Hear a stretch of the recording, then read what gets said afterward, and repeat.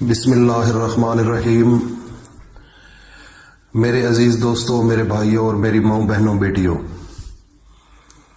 سورت نمل کے اندر آیت نمبر 62 ہے۔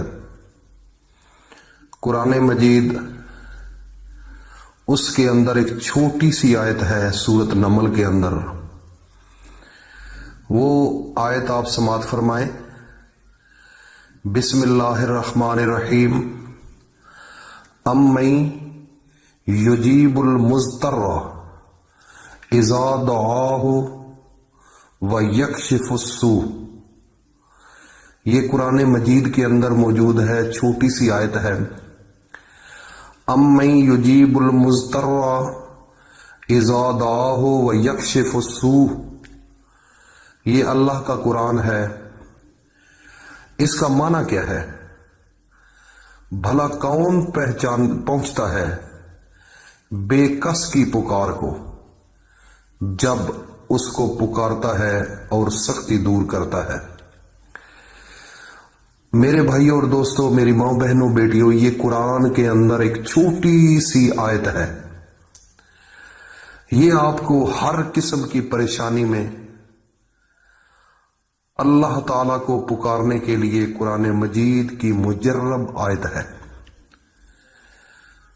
اللہ تعالیٰ نے قرآن مجید کے اندر ایک ایک لفظ کے اندر بڑی حکمت رکھی ہے، بڑے راز رکھے ہیں اور بڑا نور ہے۔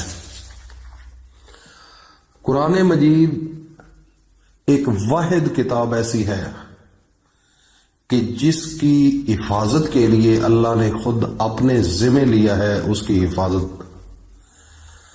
دنیا کے اندر کوئی ایسی کتاب ہو شاید کہ جس کے اندر رد و بدل نہ ہو، لیکن اس کے اندر رد و بدل ہو جائے اور ہو سکتا ہے اور لوگ کرتے ہیں، لیکن قرآن مجید کے اندر زیر کو زبر اور زبر کو زیر اور اس کی پیش اور مد اور ایک ایک لفظ کا ذمہ اس کی حفاظت کا اللہ تعالیٰ نے اپنے ذمہ لے لیا ہے۔ 10ویں سپارے کے اندر اللہ پاک فرماتے ہیں کہ میں قرآن مجید کی حفاظت اپنے ذمہ لے لی ہے۔ اس لیے میرے بھائیوں اور دوستوں، میری ماں بہنوں بیٹیوں، اس کے اندر کسی قسم کا شک کرنا یا اس کے اندر تبدیلی کرنا یہ انسان کی چھٹی حص بھی نہ سوچے، کیونکہ میرا اللہ وہ ہے جس نے پوری کائنات کو بنایا ہے۔ ہم تھے ہی نہیں، ہمارا وجود بھی نہیں تھا، ہماری نسل بھی نہیں تھی، ہماری زبان تو کیا، ہمارا نام و نشان نہیں تھا، لیکن میرا اللہ وہ ہے جس نے پورے سسٹم کو بنا دیا۔ انسان کو بنایا، اس کے آگے پھر انسانوں کو بنایا، ایک نسل بنا دی، اس کی پہچان بنا دی۔ تو یہ سب کچھ کرنے والی ذات کون ہے؟ صرف فقط ایک اللہ ہے۔ اللہ تعالیٰ نے پوری کائنات کے اندر جتنے جانور بنائے ہیں اس کا اندرونی سسٹم اگر اس کو ڈیپلی ریسرچ کیا جائے تو انسان کا اور کتے کا، بلے کا، بھینس کا، کسی بھی جانور کو لے لیں، انسان کا اور اس کا سارا سیم اندرونی سسٹم سیم ایک ہے۔ پھیپھڑوں کا سسٹم لے لیں، گردوں کا سسٹم لے لیں، جگر کا دیکھ لیں، پراسٹیٹ گلینڈ چیک کر لیں، باقی ہڈیوں کے معاملات، سب کچھ اللہ نے ان کا اور انسان کا، جتنے جانور ہیں ان کا بھی اور انسان کا بھی سیم ایک جیسا ہے، لیکن اس کے اوپر اللہ نے اوپر جو کھال پیدا کی ہے وہ اللہ نے انسان کی جب بنائی ہے تو خوبصورت ترین بنا دی ہے۔ انسان کو خوبصورت ترین بنایا ہے۔ یہ کیوں بنایا ہے؟ اللہ پاک نے صرف اور صرف اپنے نبی حضرت محمد مصطفیٰ کے لیے اس کائنات کو سجایا ہے۔ تو اس کو خوبصورت اتنا بنایا ہے جتنا انسان کے اندر خواہش تھی.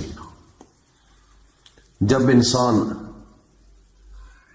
اپنے آپ کو شیشہ لگا کر دیکھتا ہے تو مجھے ایک بات یاد آ گئی ہے کہ حضرت حسان بن ثابت میرے نبی کا نعت خوان، وہ ایک دن دیکھتا ہے اپنے موسن کو، حضرت محمد مصطفیٰ کو، تو سورج بھی ہوتا ہے اس کی طرف بھی دیکھتا ہے، اپنے نبی حضرت محمد مصطفیٰ کی طرف بھی دیکھتا ہے. تو ایک دن ویسے نبی پاک بیٹھے ہوئے تھے تو وہ آ گیا تو کہنے لگا کہ خلقت مبرأ من کل عیب کأنک قد خلقت کما تشاء. وہ کہتا ہے کہ اللہ پاک نے اپنے نبی حضرت محمد مصطفیٰ کو ایسا بنایا کہ جب انسان جوانی چڑھتا ہے تو جوانی میں انسان شیشہ لگا کر دیکھتا ہے تو پھر وہ کہتا ہے میری ناک ایسے ہونی چاہیے تھی، میرے کان ایسے ہونے چاہیے تھے، میری آنکھ ایسی ہونی چاہیے تھی، بال ایسے ہونے چاہیے تھے. لیکن اللہ رب العزت نے اپنے نبی حضرت محمد مصطفیٰ کو ایسے پیدا کیا کہ جب وہ آئینہ لگا کر دیکھیں تو ان کو اپنے آپ پر یہ خود کہیں کہ اللہ نے مجھے ایسے بنایا ہے جیسے میری مرضی تھی.